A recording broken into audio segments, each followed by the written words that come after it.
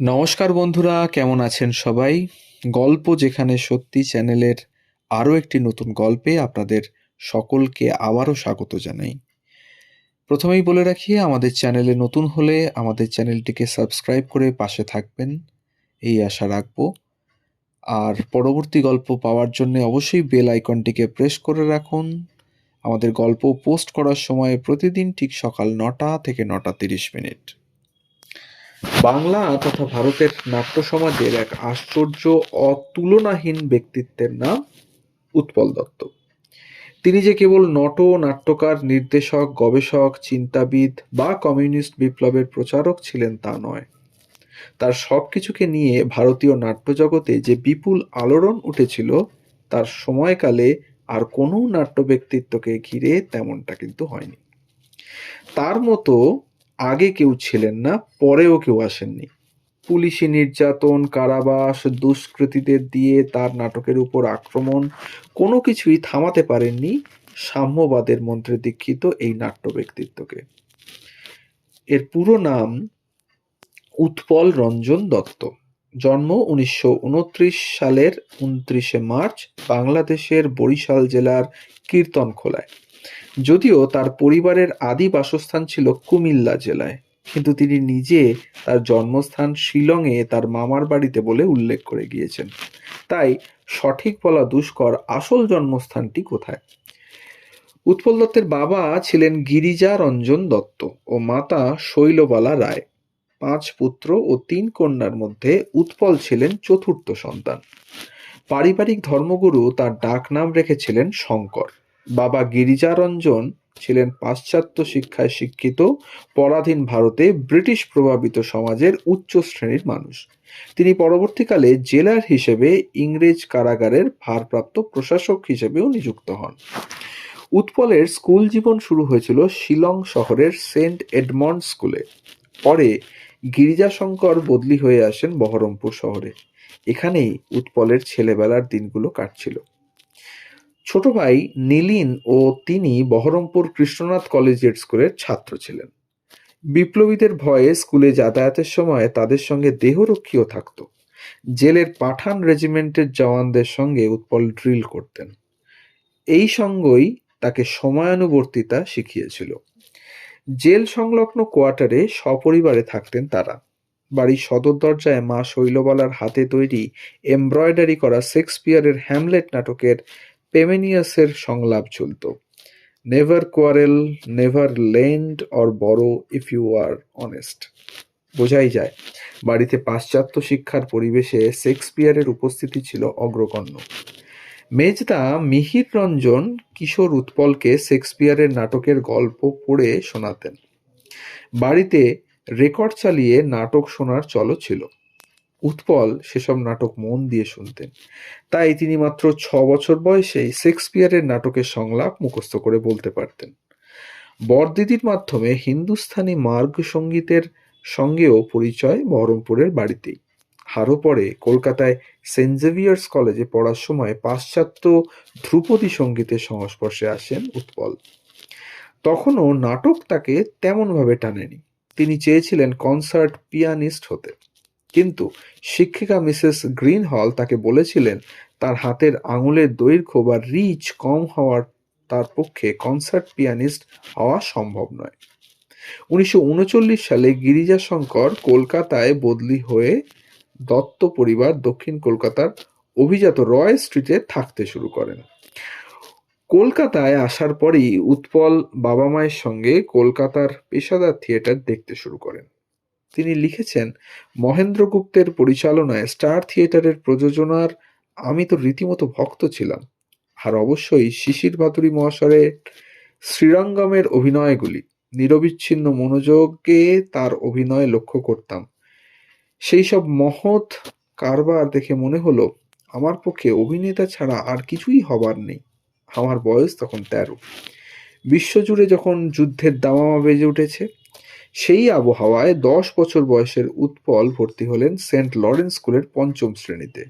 তাকে দেখে সহপাঠী পরে অধ্যাপক দেবব্রত মুখোপাধ্যায়ের মনে হয়েছিল গ্যালিভারের পাতা থেকে যেন এক অতিমানব এসে হানা দিয়েছিল তাদের স্কুলে।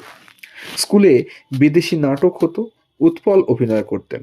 এরপরে তিনি চলে আসেন সেন্ট জেভিয়ার স্কুলে নবম শ্রেণীতে। এই স্কুল ও কলেজ জীবনে উৎপল দত্তকে তৈরি করে দিয়েছিল। 1945-এ তিনি সেন্ট জেভিয়ার্স কলেজে ভর্তি হন। কলেজে তার কাছে সবচেয়ে আকর্ষক ছিল গ্রন্থাগারটি। বিভিন্ন বিষয়ের বই তার সামনে মেলে ধরেছিল জ্ঞানের বিপুল ভাণ্ডার। বন্ধু পুরুষোত্তম লালের ভাষায় উৎপল হলো বর্ন ব্রিলিয়ান্ট। ওই বয়সেই সে শেক্সপিয়ারের জগৎকে যেমন আবিষ্কার করেছিল, তেমনি মার্কস, লেনিন, স্তালিন, হেগেল, কান্টও তার আয়ত্তে ছিল। কলেজ পত্রিকার জন্য তিনি বেটি বেলসাজার নামে প্রথম ইংরেজি নাটকটি লিখেছিলেন। এছাড়াও বিভিন্ন বিষয় নিয়েও লিখতে শুরু করেন তিনি। সেখানে যেমন ছিল শেক্সপিয়ার, বার্ট্রান্ড রাসেল, রুশ সাহিত্য, তেমনি রবীন্দ্রনাথ, বঙ্কিমচন্দ্র, শরৎচন্দ্র, আবার বেটোভেন, বাক, সুবার্ট ও ভাগনারের মতো সুরস্রষ্টারাও বাদ যাননি। 1947 সালে নিকোলাই গোগলের ডায়মন্ডস কাটস ডায়মন্ড এ অভিনয়ের মধ্য দিয়ে কলেজ জীবনে উৎপলের নাট্য অভিনয়ের শুরু।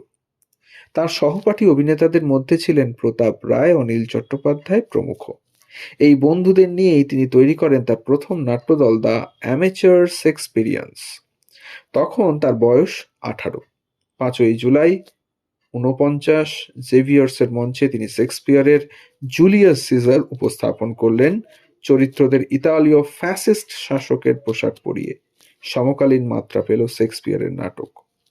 জিওফ্রে কেন্ডাল ও শেক্সপিয়ারানা নাট্যদল সেন্ট জেভিয়ার্সে থাকাকালীনই শেক্সপিয়ারের রিচার্ড দ্য থার্ড এ উৎপলের অভিনয় দেখে মুগ্ধ হয়ে তাকে নিজের দলে টেনে নেন জিওফ্রে কেন্ডাল। দ্য শেক্সপিয়ারানার ইন্টারন্যাশনাল থিয়েটার কোম্পানিতে অভিনেতা হিসেবে কাজ করতে শুরু করলেন উৎপল দত্ত। প্রথম পর্বে কলকাতা ও দ্বিতীয় পর্বে সারা দেশ ঘুরে তিনি এই দল পেশাদার অভিনেতা হিসেবে শেক্সপিয়ারের মোট 8টি নাটকে অভিনয় করেন। জিওফ্রেকে শিক্ষাগুরু বলে মনে করতেন উৎপল।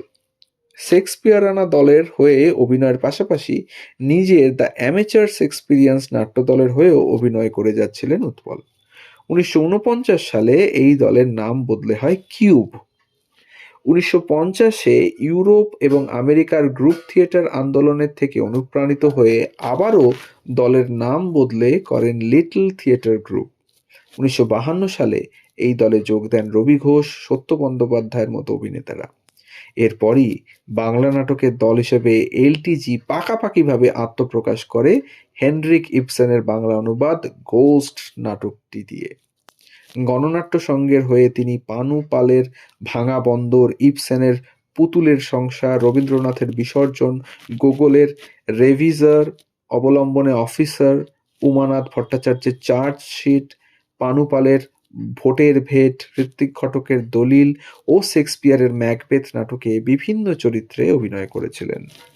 মিনার্ভা হলের 3 তলার ঘরটাই ছিল তার বাসস্থান। ততদিনে পেশাদার অভিনেতা হওয়ার তাগিদে সাউথ পয়েন্ট স্কুলের চাকরিটিও ছেড়ে দিয়েছেন। অন্যদিকে সহ অভিনেতা শোভা সেনের সঙ্গে তার স্বামী দেবপ্রসাদ সেনের সম্পর্ক তলানিতে এসে ঠেকেছে, যার প্রভাব পড়ছিল উৎপল দত্তর জীবনেও। পরবর্তীকালে উৎপল ও শোভা বিবাহ বন্ধনে আবদ্ধ হয়েছিলেন। 1961-তে জন্মায় তাদের কন্যা বিষ্ণুপ্রিয়া। মিনার্ভার 3 তলার ঘরে বসে টানা 15 দিন লিখে ফেলেন কালজয়ী নাটক অঙ্গার। 1959 সালের 31শে ডিসেম্বর এই নাটক প্রযোজনার কাহিনী আজ বাংলা নাট্যজগতে মিথ এ পরিণত হয়েছে। এরপরে এলটিজি নাট্যদলকে আর পিছনে ফিরে তাকাতে হয়নি। উৎপল দত্ত তারপর থেকে গ্যালিভারের মতোই বিচরণ করেছেন বাংলার নাট্যজগতে। এইভাবেই ক্রমশ মিনার্ভায় ফেরারি ফৌজ, তিতাস একটি নদীর নাম, চৈতালি রাতের স্বপ্ন, প্রফেসর মামলক ইত্যাদি নাটক পার হয়ে 1965 সালের 28শে মার্চ মঞ্চস্থ হয়েছিল আর এক সাড়া জাগানো নাটক কল্লোল। 1946-এ নৌবিদ্রোহকে কেন্দ্র করে এই নাটক বিংশ শতাব্দীর 6-এর দশকে যে অভূতপূর্ব গণ আন্দোলনের সূচনা করেছিল তা আজও নজিরবিহীন। উৎপল দত্তের বয়স তখন 36। 1965 সালের 23শে সেপ্টেম্বর ভারত রক্ষা আইনে উৎপল দত্তকে গ্রেপ্তার করে জেলবন্দি করা হয়। তার মুক্তির দাবিতে দেশ ও আন্তর্জাতিক স্তরে সরব হয়েছিলেন শিল্পী এবং বুদ্ধিজীবীরা। কলকাতার রাস্তায় মিছিল বেরিয়েছিল। তার মুক্তির পর ৭ই মে ১৯৬৬ ময়দানে আয়োজিত হয়েছিল কল্লোল বিজয় উৎসব। ১১ বছর ধরে চালিয়ে যাওয়া একটি অন্য ধারার পেশাদার থিয়েটারের ইতি ঘটিয়ে উৎপল দত্ত মিনার্ভা ছেড়ে বেরিয়ে আসেন। গড়ে তোলেন বিবেক নাট্য সমাজ, যা পরবর্তীকালে নতুন দল পিপলস লিটল থিয়েটার বা পিএলটি নামে পরিচিতি পায়। ১৯৭১ সালের ১২ই অক্টোবর রবীন্দ্র সদনে অভিনীত হয় দলের প্রথম নাটক টিনের তলোয়ার। এই নাটকে বাংলা থিয়েটারের ইতিহাসটি সুন্দরভাবে ধরা পড়লেও অশ্লীল ঘোষিত হওয়ায় নিষিদ্ধ করা হয়েছিল এই নাটকটি। এরপরে সূর্য শিকার, ব্যারিকেড, টোটা, দুঃস্বপ্নের নগরী, তিতুমির, স্তালিন, ১৯৩৪, লাল দুর্গ, জনতার আফিম পেরিয়ে তিনি পৌঁছেছিলেন একলা চলরে নাটকে, যে নাটকে তিনি শেষবারের মতো মঞ্চে নামেন। এই ছিল আজকের গল্প। আমাদের গল্প যদি ভালো লাগে তাহলে অবশ্যই আমাদের চ্যানেলটিকে সাবস্ক্রাইব করে পাশে থাকবেন, বেল আইকনটিকে প্রেস করবেন, কাছের মানুষদের সাথে শেয়ার করবেন, কমেন্টের মাধ্যমে জানাবেন কেমন লাগলো। সবাই ভালো থাকবেন। ধন্যবাদ।